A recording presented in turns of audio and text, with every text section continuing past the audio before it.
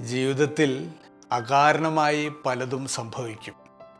Cinema പോലെ നോക്കി നിൽക്കാൻ മാത്രമേ നമുക്ക് സാധിക്കുകയുള്ളൂ. എത്ര പെട്ടെന്നാണ് ചില മനുഷ്യർ ഒന്നിച്ച് ജീവിച്ച പഴയ കാലങ്ങളെ മറക്കുന്നത്. തൊട്ടു മുമ്പുള്ള നിമിഷത്തിൽ സ്നേഹമെന്ന് അത്രയും നനവോടെ പറഞ്ഞത് ഏതോ ഒരു കാലൊച്ചയിൽ ആര് എന്ത് എന്നൊക്കെ നന്നായി അജ്ഞത അഭിനയിക്കും. ദീർഘകാലം ഒരാത്മാവ് പോലെ അലിഞ്ഞ രണ്ടുപേർ പിന്നെ ഈ ജന്മം മരണദിനത്തിൽ മൃതദേഹം പോലും വന്ന് കാണാത്ത വിധത്തിൽ അകലുന്നു.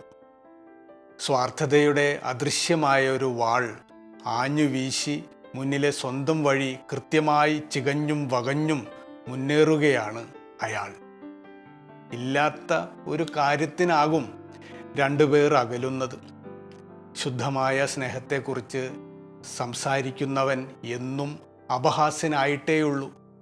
ഉള്ളിലേക്ക് ആഴത്തിൽ തുളച്ച് ചുഴറ്റി ഊരിയെടുത്ത ആയുധത്തേക്കാൾ പ്രാണൻ പിടയ്ക്കുന്ന വേദനയാണ് അകാരണമായി തന്ത്രപൂർവം പിൻവലിയുന്ന ഇല്ലാതാകുന്ന സ്നേഹത്തിന്.